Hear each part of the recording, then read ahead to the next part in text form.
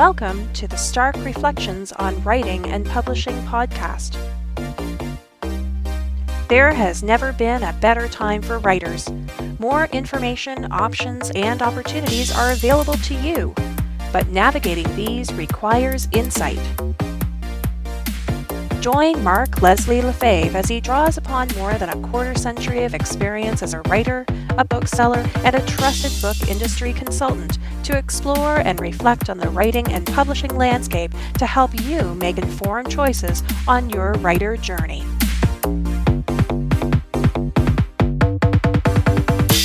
Hello, Reflectives, and welcome to episode 77 of the Stark Reflections on Writing and Publishing podcast. This is your host, Mark Leslie Lefebvre. In this episode, I have an interview with New York Times and USA Today bestselling author Kristine Kathryn Rusch. Kris writes in almost every genre, and her novels have made bestseller lists around the world. Her short fiction has appeared in more than 20 Best of the Year collections. She's won more than 25 awards for her fiction, including the Hugo Award, Le Prix Imaginal, the Asimov's Reader's Choice Award, and the Ellery Queen Mystery Magazine Reader's Choice Award. Kris also has an extensive history in publishing and editing, having been the editor of the Magazine of Fantasy and Science Fiction, as well as co-publishing and editing the original Pulp House magazine with her husband, Dean Wesley Smith. The two now run WMG Publishing, which publish a revised version of Pulp House magazine, the Fiction River Anthology series, and hundreds of other titles and projects. They also, under the WMG Publishing brand, run a series of publishing workshops, both online and in person, about both the craft and the business of writing and publishing. Occasionally, Kris might actually sleep, although who knows when. Now, I'm a huge fan of Kris's creative work, as well as the amazing work that she does sharing her insights about the writing and publishing industries, and I'm delighted to have had a chance to steal some of her time away from all the things she works on for this interview. Every time I chat with Kris, and I am fortunate enough to get to hang out with her at least twice a year, but every time I sit down with her and chat with her, I learn something new, something fresh. I learn a new insight or a perspective that I never had before. And I'm certain that you're also going to find this interview chock full of insights and information about writing and about publishing. But first, I need to do a little bit of personal housekeeping and updates. I'm recording this early, the last week of May, because on Wednesday, May 29th, I'm flying out super early in the morning to go to New York for Book Expo America, which is the Wednesday the 29th, Thursday the 30th, and Friday the 31st. Now, Book Expo America in New York is one of 4 major book publishing trade shows in the world. The 3 big in English are BEA in New York, Frankfurt Book Fair in Frankfurt, and that's in Germany, and London Book Fair in London, England. Now there's also Salon de Livre in Paris, France. There's a lot more book fairs around there, but those tend to be the big ones, and in the English ones as well. Now, Frankfurt's probably the largest, most international book fair of its type, but heading down to New York, Book Expo America gives me a great opportunity to connect with other writers, to connect with other folks in the industry, to meet up with business partners, as well as look for opportunities for, and I'll be doing that on behalf of Draft to Digital. I'll also, of course, be benefiting, as I often do, from being there and networking with people in the industry. I'll probably have some insights and things to share about that in episode 78 next week. But before then, I do have some housekeeping items and an interesting industry note to share. But first, I want to share a word from this episode's sponsor, Findaway Voices.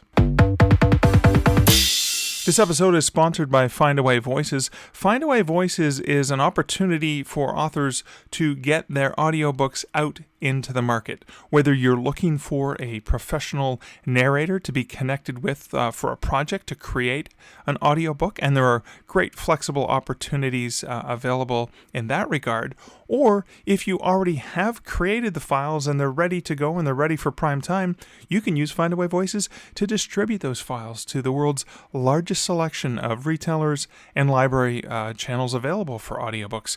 You can learn more about how Findaway Voices works over at starkreflections.ca/Findaway. as I mentioned, I wanted to get to a bit of housekeeping, and so I'll start off with, for episode 76, which was an interview with Sarah McVannell on the flip side of failing, her latest book, I had a comment from Pranathi, and Pranathi commented on something that I mentioned in that episode, and I said, when I spoke about Alicia Witt, I said she was starring in Harlequin Christmas movies, and I meant to say Hallmark Christmas movies, and I apologize for that because I have Harlequin on the brain.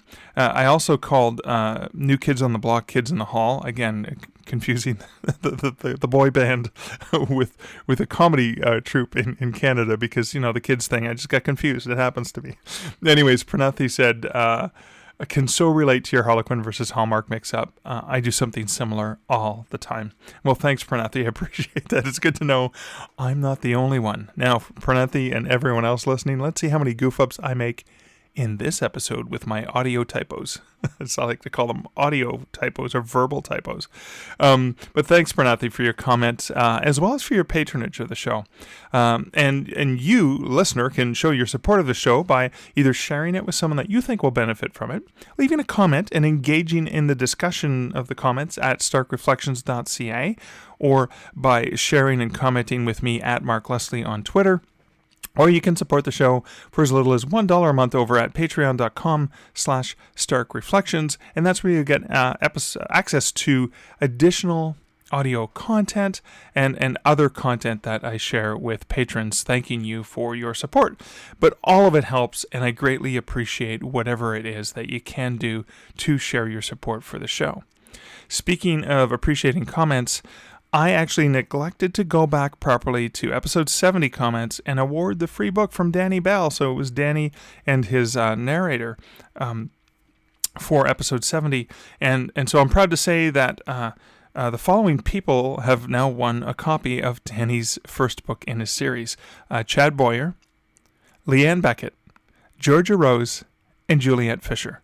Congratulations to Chad, Leanne, Georgia, and Juliet. You are all winners of Danny's first book in his series, which is phenomenal. I can't wait for you guys to get your hands on it. Please email me at mark@markleslie.ca so I can figure out if you want the audiobook, the ebook, or the print book as your prize. We'll figure out delivery methods and how I'm going to get those to you. Thank you guys so much for commenting on that episode. I'm really excited for you to get a chance to get your hands on Danny's book, or get your eyes on Danny's book, or get your ears on Danny's book, depending on what format you prefer. So congratulations to all of you, and thank you everyone for the comments that you leave over on starkreflections.ca. I wanted to share something that I spotted recently online. So Michael Tamblyn, who is the CEO of Rakuten Kobo, Toronto's scrappy little ebook company that is in the realm with Kindle and Google and Apple and Nook, for competing for attention in the ebook market. Michael was recently in New York at the BISG, the Book Industry Study Group meeting, and this was the annual general meeting that was held at the end of April at the Harvard Club in New York. And this was a presentation that he made. It was called Money on the Table: Opportunities Missed in the Ebook Supply Chain.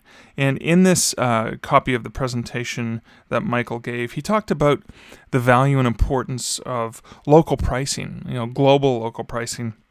He talked about leveraging the international rights properly when it comes to ebooks, which are different than leveraging international rights for print.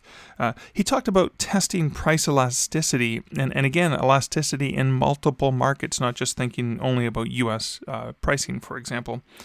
He also spoke about the importance of solid metadata. It was very critical, in particularly utilizing series metadata fields properly. And he walked through several examples from major publishers that were making these mistakes, like making very rookie mistakes that should not be made. He also spoke about the power of really strong book descriptions that are meant to entice people to hook them to buy the book. And what I love about this presentation is that he's presenting this to, so BISG is a lot of them are major publishers or big publishers, and it's about 95% of BISG is more traditional publishing in nature. So what Michael's doing is he's walking through examples, and he's taking examples from really strong, adept indie authors. He uses Mark Dawson as one of the examples for hiring Brian Cohen to do his book descriptions for him. Even though, Mark's a talented writer, he still has somebody focus on book descriptions because he hires the right people to do the right jobs. And so Michael talks about utilizing, or indie authors utilizing the strengths and powers of ebook publishing and why they represent 1 in every 4 books sold in North America for Kobo, which is pretty significant, which is basically that indie authors at Kobo are on par with the unit sales that Random House and Penguin would get, for example. And that's pretty critical. And I love the fact that this article applauds and recognizes all of the amazing and adept and flexible work that indie authors are doing. Now, I will include a link to that over at the show notes at starkreflections.ca. It's a link to Michael's article, which is basically from his presentation called Money on the Table, Opportunities Missed in the Ebook Supply Chain. And it's a perfect thing to talk about in this particular episode because the smarts and intelligence and well-balanced approach that somebody like Kristine Kathryn Rusch has with her extensive experience in the publishing industry recognizes the value from traditional publishing, but also the value from indie publishing. And that's one of the great things I love about this conversation with Kris. So that's enough introductory chatter for me. Let's jump right in to this interview with Kristine Kathryn Rusch. Hey, Kris, thank you so much for hanging out with me today. My pleasure. I always like talking to you, Mark. There's so many things we can talk about, but I'm going to try not to get too excited about all the questions I want to ask you. I'll try and narrow it down to just a few. Recently, just in the last year and a half, the last couple of years, you moved from the Oregon coast to Vegas, and you made some discoveries about what that move meant to you and what that meant to your health, and that was also in line with a book you just released. Writing with chronic illness. I'd love to hear some of the insights that you've picked up on just in the last, 18 months, maybe 2 years. Well, my whole life, I have struggled with various chronic illnesses, some of which impinge on my friends. So you've encountered them, like I'm really allergic to fragrance. But I'm also allergic to certain kinds of foods and many other things. And I was just getting sicker and sicker and sicker. And my entire writing life was revolving around 2 things, or actually my entire life was revolving around exercise, which kept me as healthy as possible, and writing. So, I did the writing first, then I did some exercise. And then if I was feeling up to it, I did more writing. And that was pretty much all I could do. Okay. Part of the problem was that I lived in a small town. And all of basically the 21st century hasn't arrived there yet. So most of the foods that I needed to eat, most of the restaurants, nothing like that, I couldn't go to. I would have to drive 2 hours just to get the kind of food I could eat from a grocery store.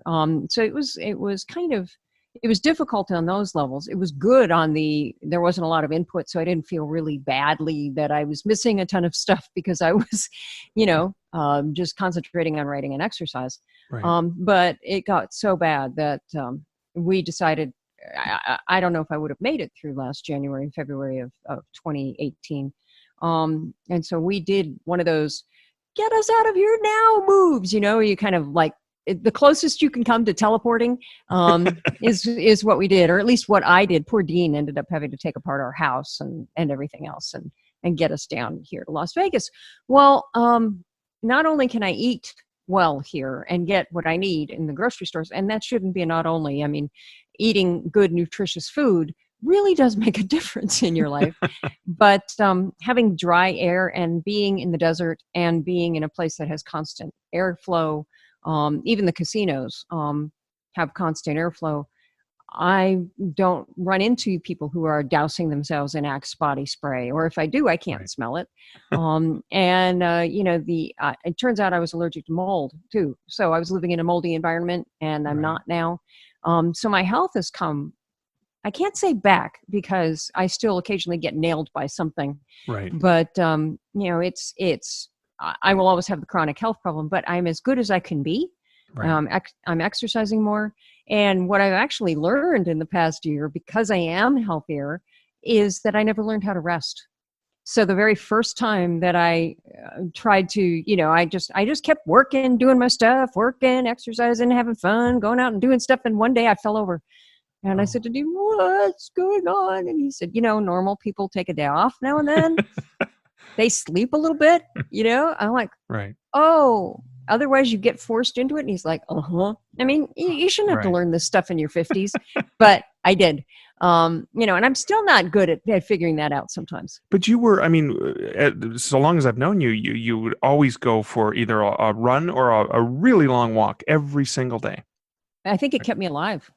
Yeah, because I was thinking like that's the sign of a very healthy person, a person who's very much, and yet I can imagine if you hadn't been doing that, that probably might not have been a good thing. Obviously. It's the only thing really that kept me going because my system was functioning as at top level Right. for itself. And I would run with migraines. I would go out there. Even if I couldn't run, I would walk.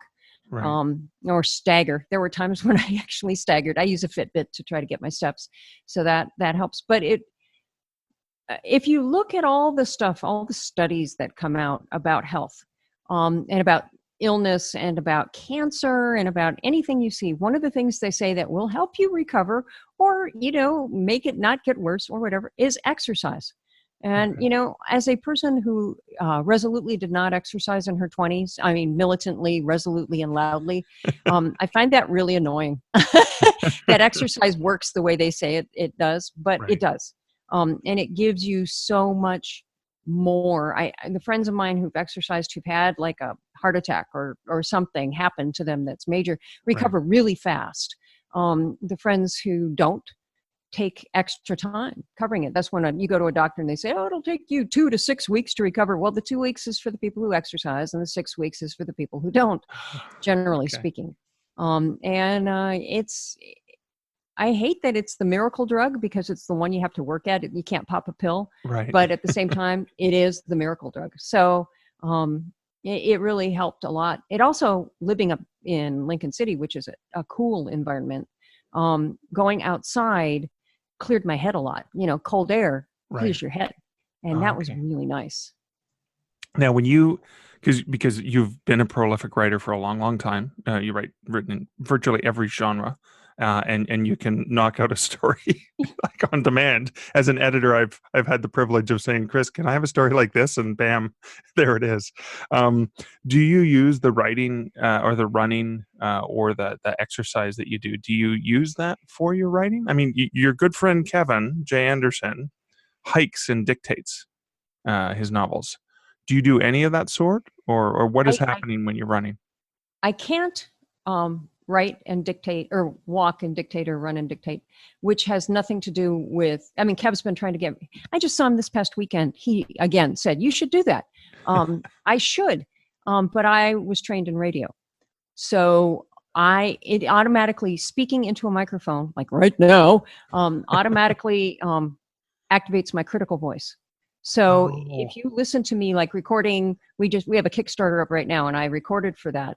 And if you listen to me recording it, it'll be, I'm reading whatever it is I'm reading. Oh, that sounded mushy. Never mind. 1, 2, 3. I'm reading whatever it is I'm reading.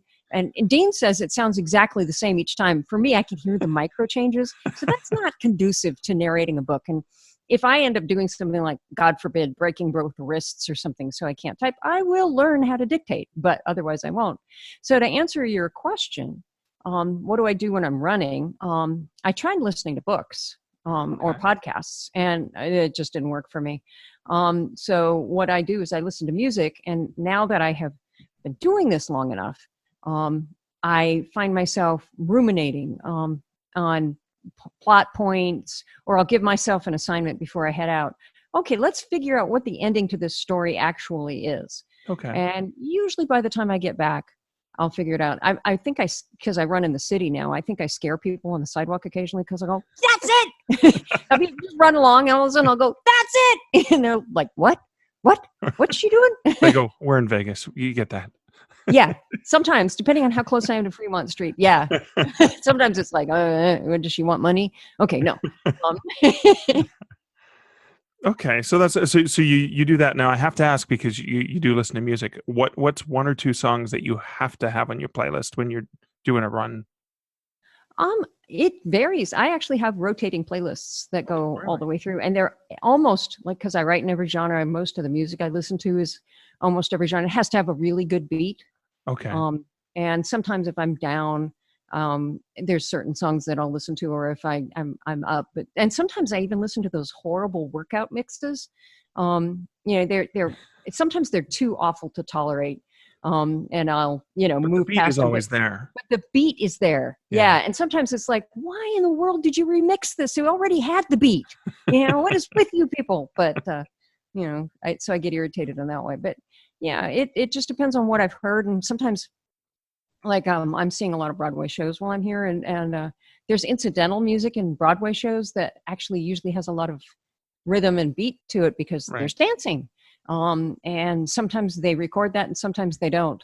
But, I use that. And I also make sure I have on my playlist that I'm running with, about 100 songs. So I can't remember what's on there. And I try to have every 20 songs or so. I have it usually on shuffle, but I try to have every 20 songs something funny. Because then, it kind of wakes me up. It makes me laugh. Okay. It goes, what was I thinking when I put that on there? And even if I'm having a crappy day, or it starts to rain, or the wind is really bad, something's going to make me laugh. And that helps a lot. Oh, that's really, really cool. So I'm looking at you're in obviously a bookish space, very similar background to what I have. Yes, this is what writers do. Yes. And you live a very bookish life because your husband is also a writer. Yes.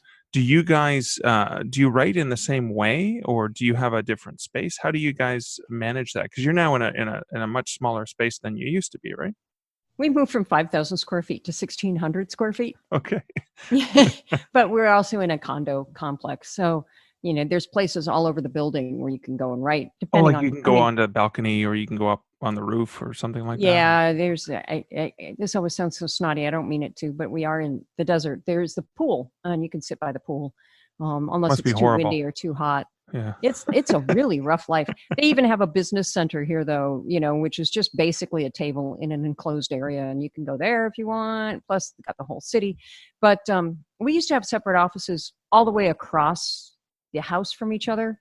Don't need that anymore. We are actually in what should be the master bedroom of this space, and we've divided it in half. And the only time it's a problem is if I'm doing something like this, or Dean is recording something like one of our online workshops. He usually records them because I get into critical voice when I do that because of all the broadcast training. So, what takes him an hour will take me like 4 because I'm like, that didn't go well. So otherwise we have no problems working in the same space. As for writing methods, we are completely different. We both write into the dark, but, we tried, when we were first together, we decided we would write together. And I would say, okay, here's an idea. There's a character who lives in downtown Las Vegas. And he'd say, uh-huh. And I'd say, isn't that great? And he's like, that's not a story. And then I'd say to him, or then he'd say to me, well, there's a bus crash and like half the people died and this one guy comes in. And I'm like, yeah, so what guy? And he's like, I don't know yet. Let's figure it out. And I'm like, okay, we don't come at stories the same way at all. Okay, that's cool. Now, speaking of that kind of reminds me of one of the workshops that you guys run, because you run so many amazing workshops online for writers of the craft of writing and the business of writing. But then you also do the Fiction River workshops, where you get to see the difference in the way you read a story to the way Dean reads a story, right? Even though you both have decades of editorial experience. What's the value to a writer of going to being able to see, a bunch of different editors do their thing? Well, you've been a guest at this a number of times, and the first time you sat in and listened. But the value is for writers. There's a bunch of them, and Ron Collins on his blog wrote up like a 13-part piece on this. I think it's Spiral Writer, but I'm not sure. But he wrote, what it's like to edit, what it's also like to be a writer sitting in there. But what the real value of it is, in my opinion, is that you learn that no editor is right. That it's all about taste. And that, yes, once we get to the editing level, we're past that super beginner stuff where you think just because your best friend wrote it, it's adequate and that'll go. Right. Once you're past that level, once you're at the professional level, it comes 100% down to taste. And I learned that really early on as a writer because I was just coming out of the Nebulas, and I was walking, I wasn't an editor yet. I was walking side by side with Ellen Datlow, and this writer comes up and he just won a Nebula, and he held it in her face like this. And he said, see, don't you regret not buying that? And then he ran off. And I was like, because, science fiction people are not always the most socially adept people in the world. And she looked at me and she said, no, I don't regret not buying that story. I hated that story. I still do. And then we went outside, and she's right. I mean, it's about taste. So when you're sitting there listening to 8 or 6 editors talk about your story, and 5 of them love it, and one of them's like, never will I pick this story up. You start to learn that yes, indeed, it's about taste. Or you go across the 6 editors who were there, and 2 of them like it as is. 2 of them think it needs a completely different rewrite. One thinks it should have a better ending. One thinks it's screwed up in the middle. And then 2 of them it just wasn't to their taste, and they could barely remember it. And so over time you learn just keep your stuff out there. And it doesn't just apply to editors. It also applies to readers. It kind of breaks down that myth that there is one book in the world that everybody is going to love. If you think about it from a reader's perspective, that is so not true. You know that already. There's some best-selling book out there that everybody else likes, but you don't. And conversely, there's this book that you love. Maybe it's Harry Potter. Maybe it's Game of Thrones, and you love it. You give it to one of your friends, and they're like, that's the worst thing I ever read ever. And, you look at them like, what is wrong with you? I thought we were friends. I thought we had similar tastes. We don't. And you're never going to write something that will appeal to 100% of the people. And once you have that through your head, then it makes it a lot easier to deal with the acceptances and the rejections, both, and the 1-star reviews and the 5-star reviews. Okay. In fact, you're better off as a writer to get that polarized 1-star, 5-star than a whole bunch of 3 stars, because the 3 stars means it was okay. Everybody kind of liked it. Yeah. But the people on both sides of the 1-star and the 5-star are passionate. That's true. The 5-star people love it. And the 1-star people are like, this was the worst thing I have ever read. You got them either way. You got an emotion out of them. Yeah, well, usually you got the emotion because you did something right. And they got to the content. And it was the content that they loved or the content that they hated. So you may have hit their political hot button or something, and they got really angry about it. Or you may have hit. Everybody has what I call a reader cookie. I learned that from Gardner Dozois. It is, the thing that you give it to them, and they're like, oh, that's the best thing ever. And it may be, twins, stories about twins. It may be stories set in spaceships and outer space. It may be whatever it is, but you have this story that you will even watch the crappiest movie about that particular story just because it's that story. And, it works. And is there an opposite of a reader cookie? And we call them anti-reader cookies, which is kind of silly. It should be like a reader anti-cookie, I think. But it is. It's the thing that I don't care. You'll never make me read it. I don't care. Sure. I simply won't. And I like to say I have some of those. I have a number of them, but I have some that I can be convinced. I say that about carnival stories. And yet I like Ray Bradbury's Something Wicked This Way Comes. Of course. There are stories that I will read no matter what. Or authors I will read, even if they kill the dog on page one, even if, the baby gets dangled out a window and then thrown from the window, I'll still read them, where with most writers I won't. Okay. Now you mentioned Ray Bradbury because it feels like the workshops also teach a writer something very important that Bradbury always expressed about his writing. Just write it. The Yeah. more you write, the better you're going to be. Ray Bradbury wrote a story a day for I don't know how long, forever. A short story a day. I have never achieved that, but he did. And it's you write into the dark, and you write the first draft. And the first draft, really, that is an incorrect phrase. You got to trust the process. The first draft is more or less the final draft, because if you mess with it, you're getting in the way of what you really wanted to say. You've been consuming stories since you were a baby. If your parents read to you, even if not, that's how human beings converse. We converse in story. So you've been consuming stories since you were pre-verbal. You learned to critique about the time you were 10. And so when you apply your 10-year-old, your critique skills to a story you wrote, that critical voice is 10 years behind your storytelling voice and may not understand what your storytelling voice is trying to do. And writing fast, writing out of into the dark, writing without rewriting much, and that's much better for you, because you're tapping into that subconscious, and it's pre-verbal, so it's not going to be as articulate as your critical voice, Right. but it knows what it's doing. That's great. In your writing, because you've written in so many different genres and you continue to do that, but you also do nonfiction writing about the craft of writing, about the business of writing, because you have so much knowledge to help other writers with. How do you decide what project you're going to work on next? I mean, there's so many things, there's so many balls in the air. Well, some of it is I have to write whatever interests me. I mean, there's a number of things that I should be writing. People want another piece of it or whatever, but I have to write it according to what interests me. Otherwise, I just slog along.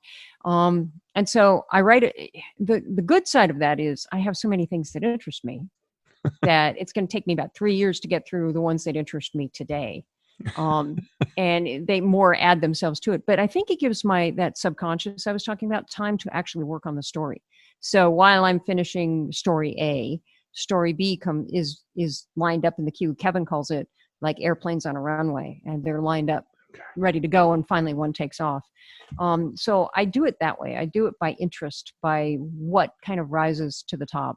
And when I was really sick, there were certain very complicated things I simply couldn't do. I couldn't keep all the complex details in an organized fashion. And so some of those are coming back now, which is yay, lovely. And oh my goodness, that's going to be a lot of work. But, it's still, I don't let the critical voice say, no, that's going to be a lot of work. Let's do 5 easy things and then the hard thing. No, I just work on whatever comes next. I have a long list of things, and generally I follow it, but it is based on interest. Okay. And you still get assignments for articles with deadlines, right? Like an editor says, "Oh, Kris, I need a story for this anthology. Will you write one for me?" Yeah, I do that for short stories because they stretch me and they make me think about things I wouldn't do. I don't do it for novels anymore. I did early on, and that also stretched me, but I don't have as much time. So short stories, usually if I react to it with, oh, I don't want to write about that, that's something I should write about. Oh, really? Because you like you like that exercise. I won't continue to grow as a writer if I avoid the things that make me go, oh, I don't want to write about that. And my goal is to continue to grow and keep learning and become a better writer. And the only way to do that is to stretch and sometimes fail. Okay, cool. I want to go back to one of your books that I read that changed my life in a very positive way. It was Deal Breakers. I thought I knew stuff about the industry. So the very first contract I signed with a publisher, I went, well, I know this industry. Ha ha ha. I know the clauses to avoid. And then I read Deal Breakers before the second contract. And there were 12 more things I didn't even think about. So thank you for that. You're welcome. But in terms of the way the industry has changed, because there was a time where you almost had no choice, right? There was a contract. The publisher was going to take your baby, and they were going to they were going to show at the town, right? That was the only option writers had. And you've been through many phases of the publishing industry. What is it in a contract now that you would actually consider signing, as opposed to the scary things that you would run away from at all costs? Well, let me back up a little bit. There was always a choice in the day when Okay. there were more publishers. Oh, okay. And you could always walk. And writers never thought of that as a choice. And that's how they ended up in bad contracts. And the other thing is they never asked. They never said, hey, can we take out this clause? I don't like it. The worst thing that the other side could have said was no. So they never tried to negotiate because their agents always patted them on their pretty little heads and said, this is the only deal we can get, honey. And the writer believed it because the agent was interested in the 15%. Right. So you can always walk away. You can always ask first to see if it'll change, and then you can always walk away. So there's that. But for me, I want, all contracts are different. Book publishing contracts are really bad right now. Traditionally published books they want to own basically the entire copyright. They don't want to license part of it, which is what should be done. And if you didn't understand that, folks, get yourself the copyright handbook. So I will sign a limited term contract, and have many times just recently, usually with foreign publishers who license only the rights they need. And let's use a foreign publisher, for example, let's say a translation into Italian. Okay. They want the right to publish it in Italian, and for either sometimes the foreign publishing contracts will say they will publish 2,000 copies in hardcover, and they'll give you the actual number, and then they'll say, and they will come back to you if they need more and re-up. And sometimes they'll say they'd like that license and exclusively for 5 years. Generally speaking, I'll do those kind of contracts. It's the ones that are open-ended, that there is no real way to get out of it. It looks like there is, but there isn't.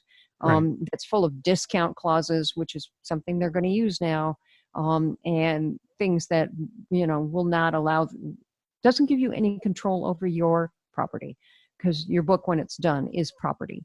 And I won't sign those. I'll walk away from them. And in fact, I don't even approach a lot of companies right now because they're part of the multimedia conglomerates that exist, and I won't talk to them about, they're going to pay me 10% of their cover price to take almost all of my copyright.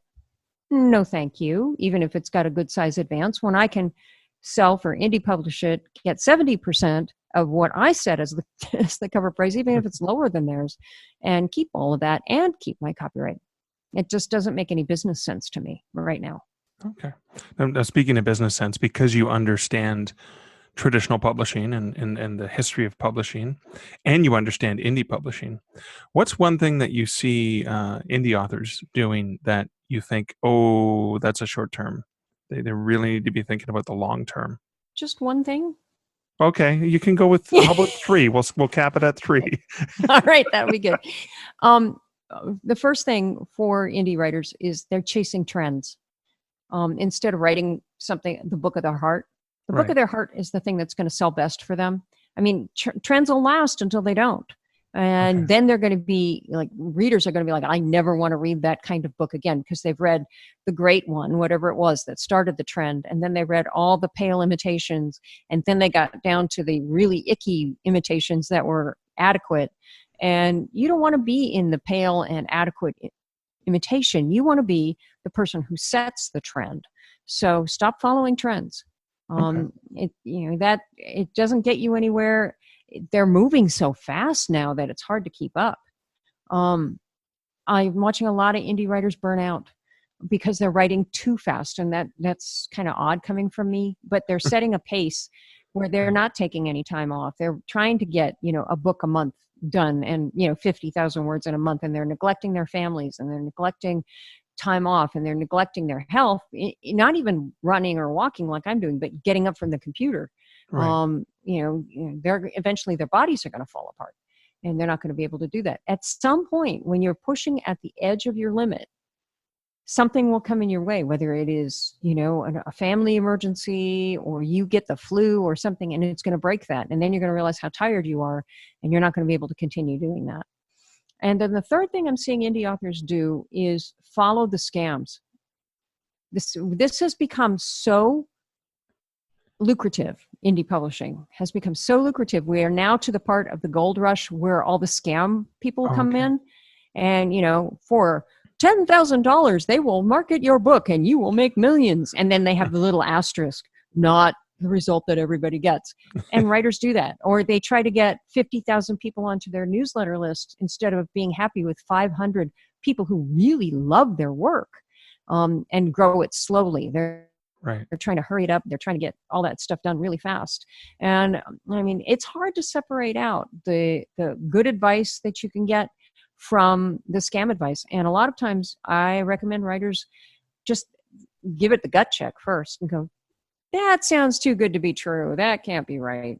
And if, you go beyond that, or give it a try just for the short term, don't rearrange your entire life to do whatever it is that they're doing. And if it doesn't work for you, it doesn't work. That doesn't mean it didn't work for them. It just means it doesn't work for you, and find something that does. Okay, cool. And you've done two things that you've done lots of things I've admired, but two things in particular that I wanted to talk about. One of them was the free fiction that you post on a regular basis, but then you also have the business rush, or the Kris talks about the business of writing. That is also a wonderful series and goes back years of amazing advice for writers, that you're constantly giving stuff away for free. Apart from the karmic value of that in the universe, what's how did you start doing that? Why do you continue to do that? Because I mean, obviously someone will pay you money to buy a story from yours, or you can write another book and indie publish that and make 70%. Why are you doing so much stuff for free? But there are two reasons. Let's start with the fiction first. I have had a website since 1997. And at that point, nobody knew what websites were. Yes, I'm old. We went uphill in the snow both ways.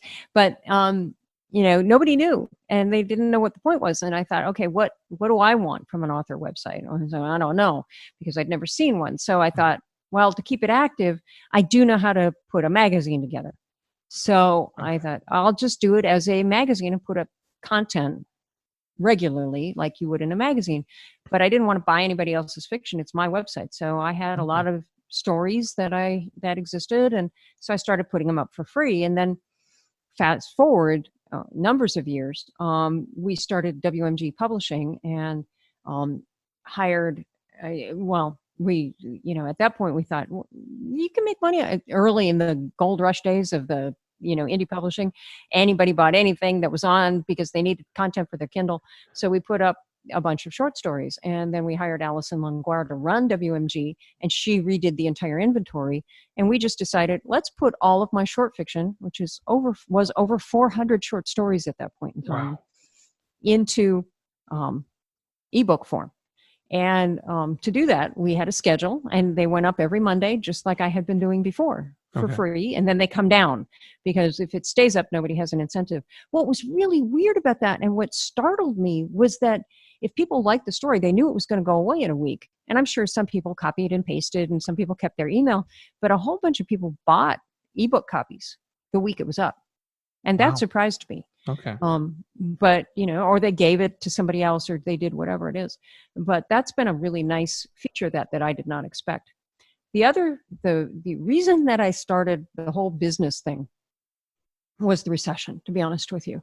I went out with, Dean and I actually went out with our friends, Michael Tamblyn and Scott Carter, who said, you need to get into this whole, publishing 10 years ago on your blog, and, have a donation button and all that. And this is the way it's going, and people are doing more stuff online. And I thought, but the entire world was crashing around us, and people were losing jobs left and right, and they couldn't find good jobs. And I thought, well, I had this idea since 2003 to write a freelancer survival guide, and I never did it. And I thought, well, if I do a little bit on my blog, on my website, then if people are interested, I will put a package together and send it to New York. And, I will have had the first 3 chapters done and Well, I wrote the first one and a whole bunch of people responded, and then it went off in a slightly different direction because they had questions, and then it went in a completely different direction, and people donated, and I started making more money than I would have made had I gotten in advance. Almost right Wow. away. It was like, and I did exactly what you just did. You went like that, and I did the same thing. I was like, wait a minute, it's up here for free. But it was information they needed because Right. they had lost their jobs. They were all thinking, okay, I've lost my job. Now is the time to start a business. Or they hadn't lost their job, but they were thinking of jumping anyway because, they saw the writing on the horizon. Right. And it was just $5 here or $1 there. But it added up, and it added up quickly. And I promised everybody at that point early on that if they even gave $1 to, the donation, they would get a free copy of the book, which turned out to be about 180,000 words long. But, I kept track of all the names. I did the best I could to make sure they all got an e-copy and everything else. And that was the beginning of doing that. I found myself constrained by doing just freelancer stuff. And so I Okay. switched to publishing afterward. Because I didn't want to give up the interaction. The interaction is really nice. And I've been doing it with 1 6-month hiatus ever since. Oh, well, thank you on behalf of writers out there who benefit from this ongoing knowledge and wisdom that you share. Well, thank you. You should really thank all those people that jumped on early and had tons of great questions Yeah, because actually, that's they it. were the Because ones that kept it going. I was only going to do it for like 3 weeks and then tell Michael and Scott, that didn't work. But now they see, I told you. there's value in that content, right? We can go online. We can read great information from folks like you that have been in the industry for a long time and really understand it in depth. Mhm. There's the online workshops. There's podcasts. There's all the things.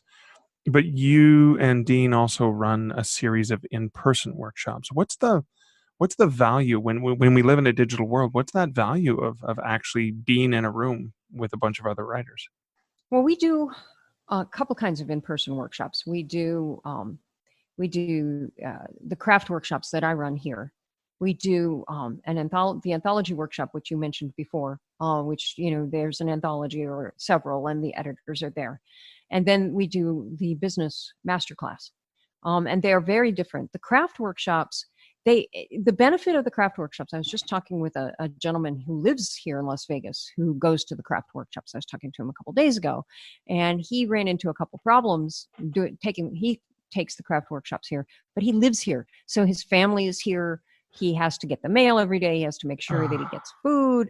It does not take you out of your life. And every time he's taken one, there's been some kind of crisis, or he's been the only one who could pick up his family from school, or, whatever it Right. is. Stuff that doesn't happen when you are on, quote, vacation, unquote, at a craft workshop. When you're out of town.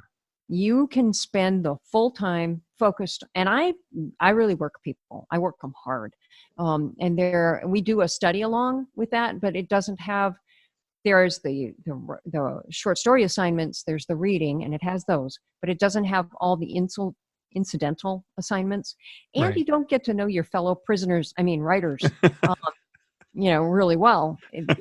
You get we have a rule at our workshops, all of our workshops, that there's no politics and no religion Right. that you discuss with everybody that's there. You can put it in your fiction, Right. but you can't discuss it. And so I'm watching people become friends who are from completely different backgrounds, completely different points of view, but they bond over the writing. And that's really valuable because then you get that thing that I just mentioned with Scott Carter and Michael Totten, where they say, hey, you are doing something that would be that would work in this context. Or, we have this big mailing list of all the people who've gone to the in-person workshops, not the other workshops.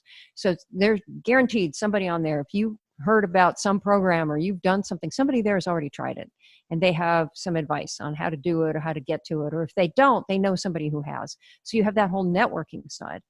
Then there is the bonding experience at the anthology workshop, which is almost all listening and taking notes. You do all the writing work ahead of time, which is Right. a work in and of itself. And then you get to talk to all the other writers who are there. And again, bond. learn some networking, get some good ideas. There's been some great ideas that have come out of the anthology workshop, other anthologies, other projects, some great collaborations, all kinds of really cool stuff. And finally, we do the business masterclass. And that is for people who are working on indie publishing mostly. We do a little traditional, but not much. And everybody needs to be at a certain level when they go, and we limit it to 40 to 50 people. We never go to any bigger than that, so that there is space to talk and space to network and everything else. And we always trying to stay on the cutting edge of what's happening and what's going on. And there are some sessions that we don't let people record. They can only take notes. Some things that are only said there, pieces of information that will not, I mean, I'm sure it'll get out at one point or another. Otherwise, you wouldn't say it in front of a room of 40 people. Right. But it's not information that we would put in a general lecture on, teachable.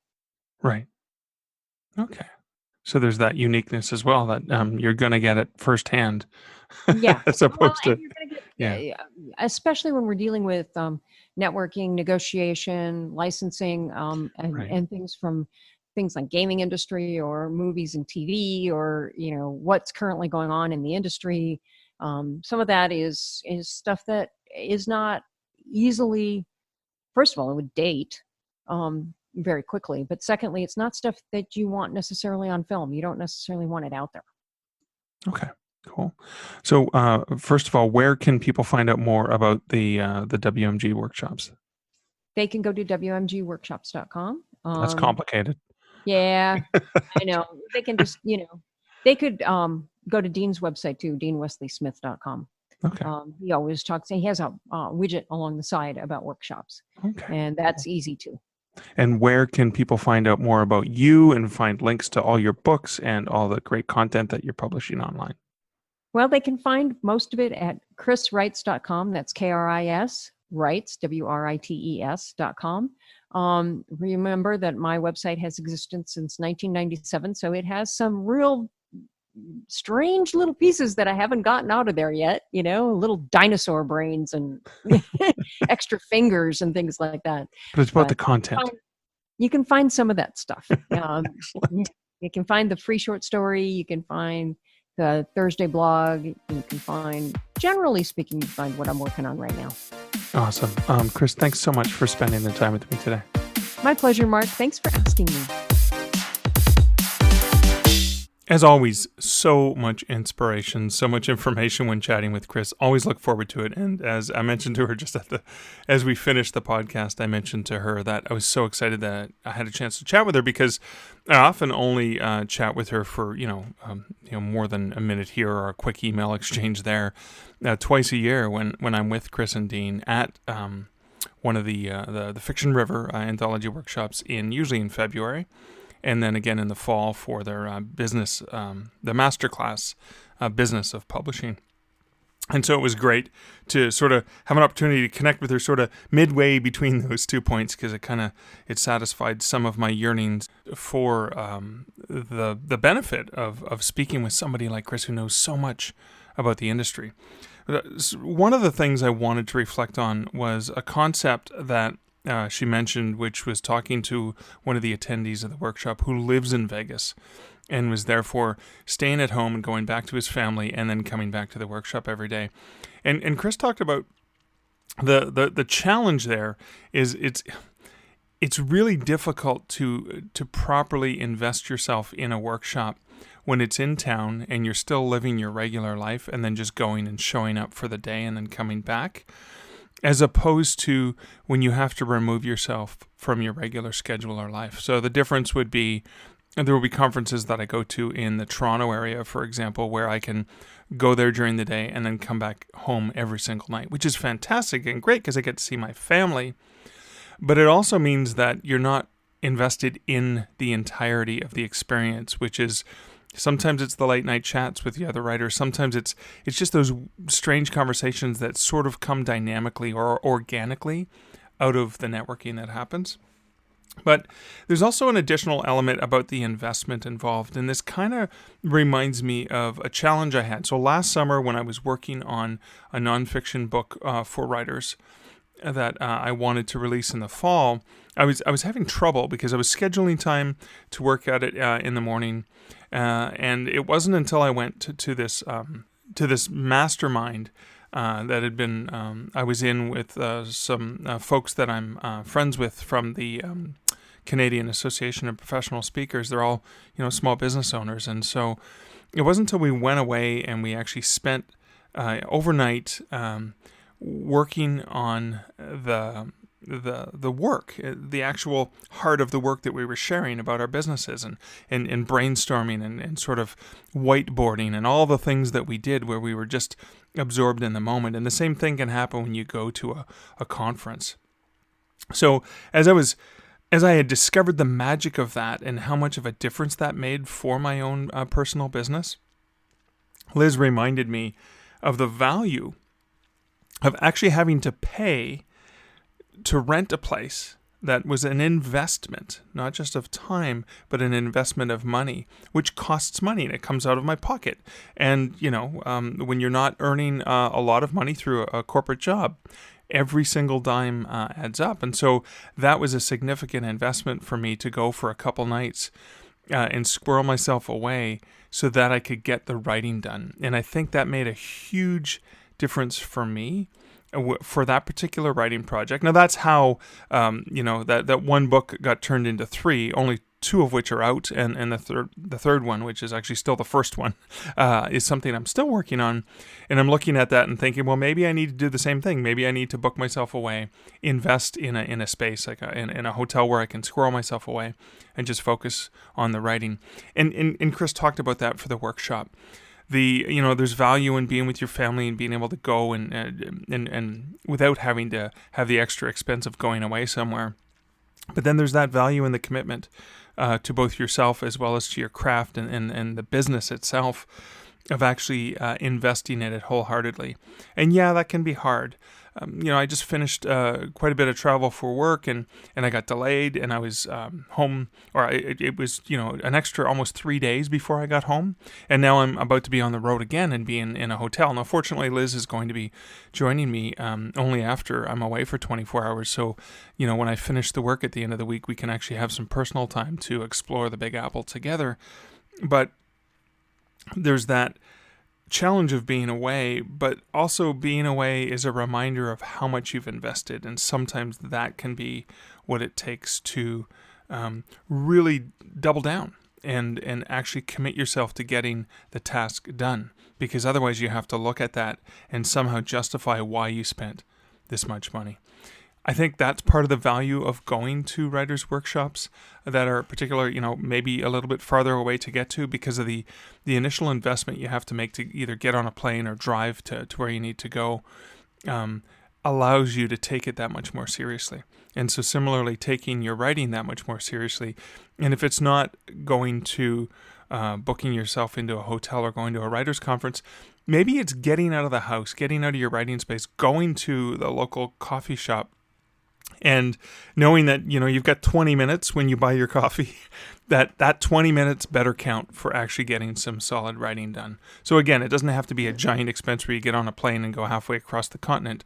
But again, thinking about that commitment to time and money and how that might be able to be the motivation that you need to get the writing done. Well, I hope you enjoyed that reflection. I hope you enjoyed this fantastic interview with Kristine Kathryn Rusch. Again, this is Mark Leslie Lefebvre. Thanks for joining me again this week in episode 77. I hope you got some value from this podcast, from this week's episode, and I look forward to hanging out with you again next week in episode 78. So until next week, and until episode 78, here's wishing you great writing and good Stark Reflections. Thank you for listening to the Stark Reflections podcast. You can find show notes for each episode at starkreflections.ca.